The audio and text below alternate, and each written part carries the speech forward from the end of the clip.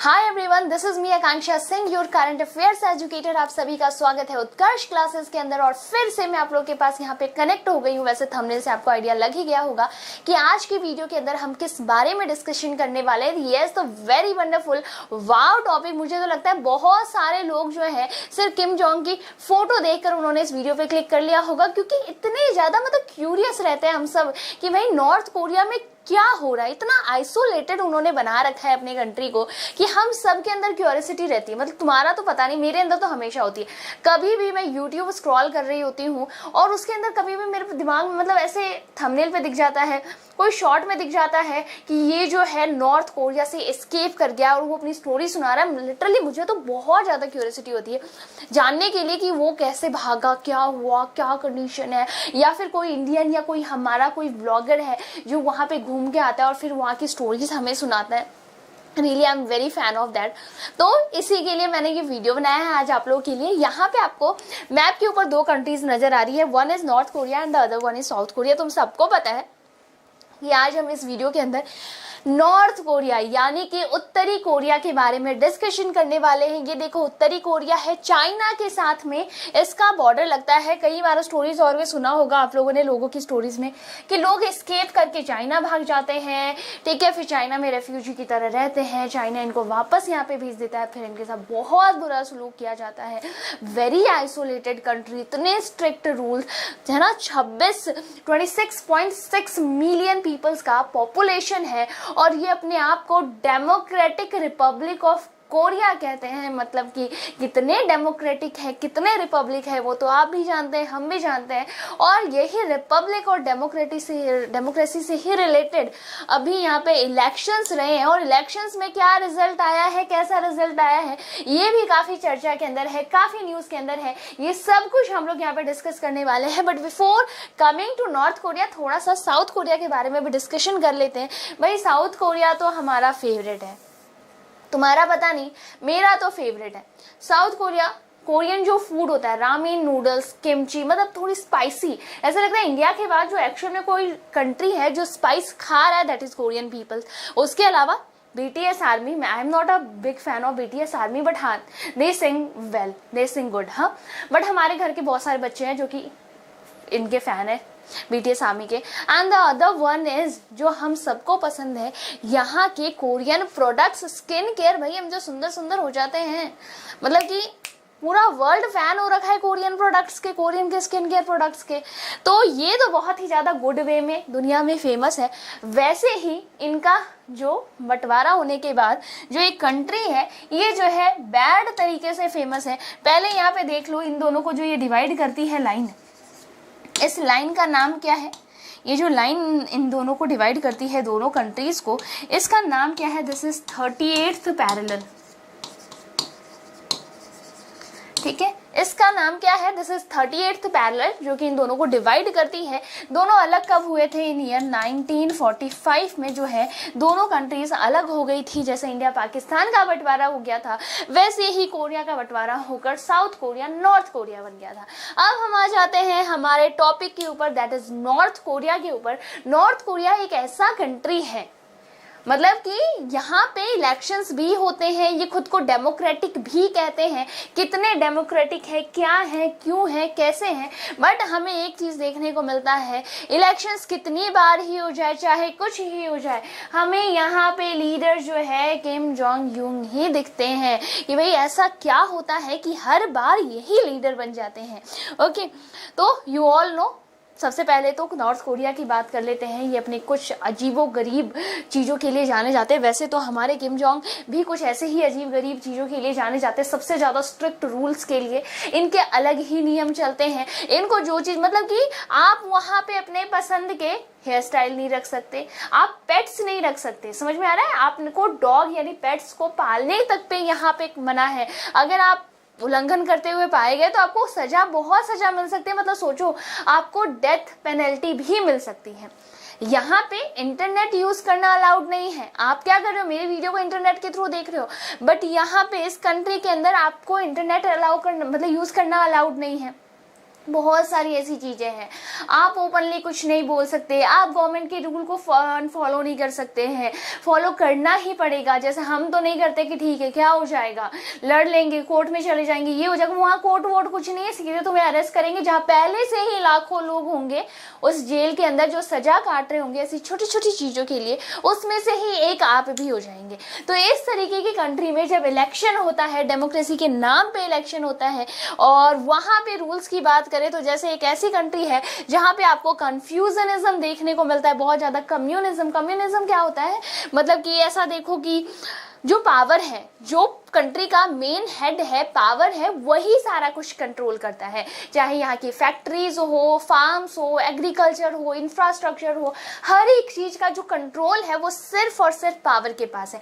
तभी तो हर किसी को इंटरनेट देखना अलाउड नहीं है, मूवीज अलाउड नहीं, बहुत मतलब यहाँ पे ड्राइविंग भी हर कोई नहीं कर सकता है, बहुत कुछ ऐसा। डिक्टेटरशिप मतलब तानाशाह, एक इंसान रूलर बन गया है, वही रूल करेगा, उसकी पूरी फैमिली हायरार्की ही रूल कर रही है। जैसे यहाँ पे किम डायनेस्टी रूल कर रही है, यहाँ आ जाइए टाइरेनी का मतलब कि बहुत ही ज्यादा ब्रूटल सा, मतलब आपको सजा दिया जाएगा, कुछ भी गलती कर रहे हैं आपको बहुत ब्रूटल, कुछ भी आपके साथ हो सकता है।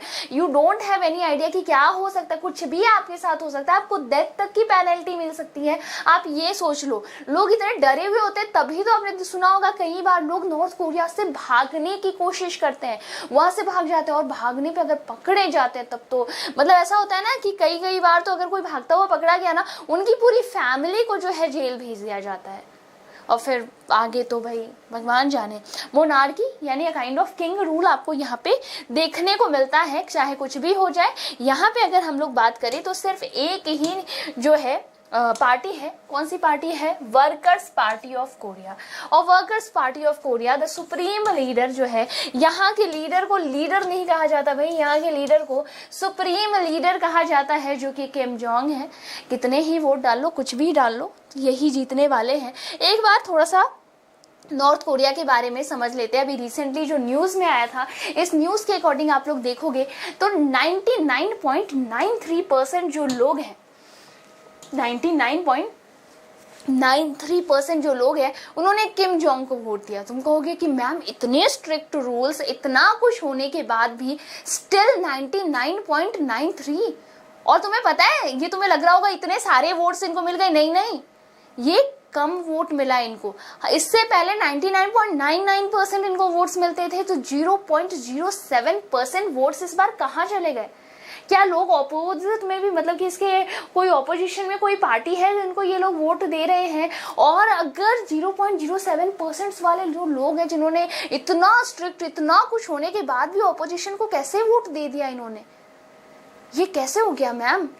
रूह कांप रही है, ऐसा लग रहा है कि क्या हुआ होगा। बिल्कुल उनके बारे में भी समझाने वाली हूँ, सारा कुछ डिस्कस करने वाले हैं। तो इस बार जो है 99.93% जो वोट्स है वो किनको मिला है, किम जोंग को मिला है, और 0.07% वोट इनको क्यों नहीं मिला है उसके बारे में बताऊंगी। बट उसके पहले एक बार कुछ चीजें जान लो यहाँ पे नॉर्थ कोरिया के बारे में। तो नॉर्थ कोरिया के अंदर टोटल 3 पार्टीज है। कौन कौन सी है? एक वर्कर पार्टी ऑफ कोरिया है, ठीक है, जिसके कौन लीडर है, दैट इज किम जोंग। उसके अलावा 2 और पार्टी है, एक है कोरियन सोशल डेमोक्रेटिक पार्टी, ये भी देखो ये भी 1945 में स्टैब्लिश हुई है।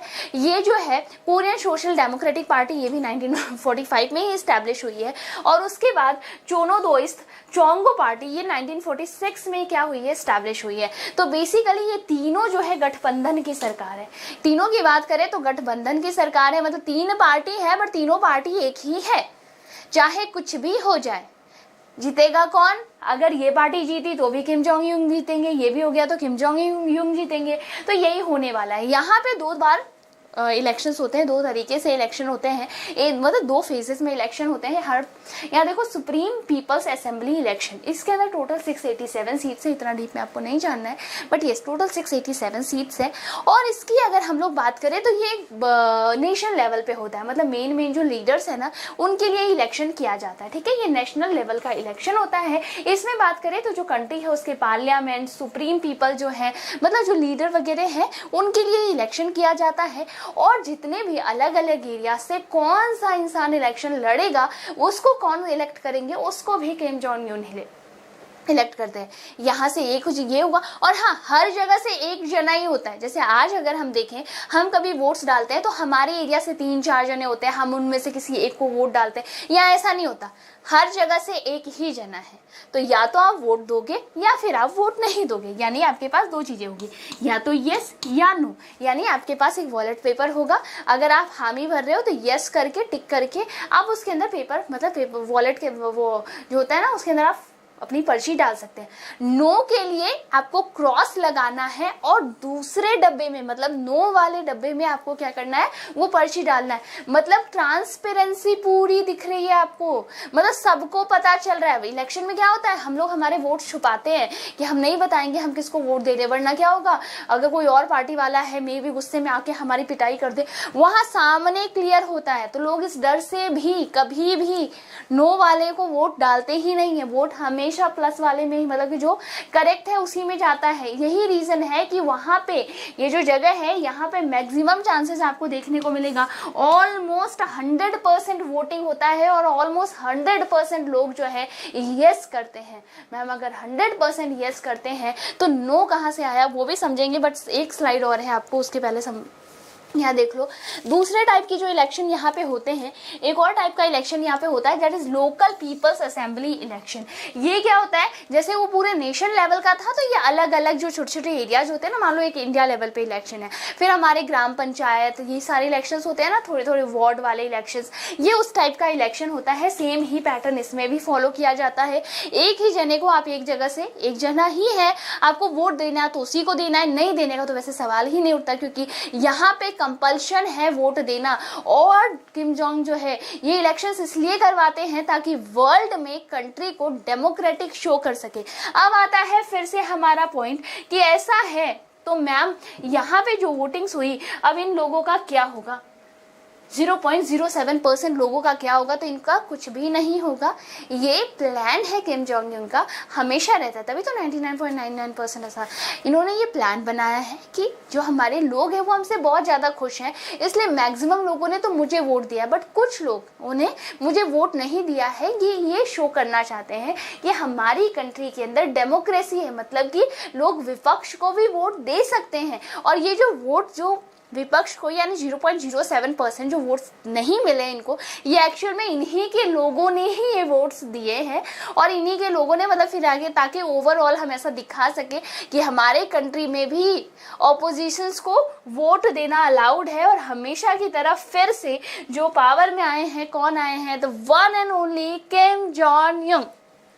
सो गाइज, कैसा लगा ये बहुत ही प्यारा और शानदार सा वीडियो, हमारे इतने शानदार से लोग के बारे में, इतने शानदार से कंट्री जो कि अपने यूनिकनेस, क्यूरियोसिटी की वजह से दुनिया में सुर्खियों में बना रहता है। वैसे तो ये अपने न्यूक्लियर पावर्स के लिए भी जाना जाता है। यहाँ की ये जो कंट्री है ना, वर्ल्ड में नीचे से 2nd नंबर पे आता है, मतलब दुनिया की सबसे गरीब कंट्रियों में से एक है।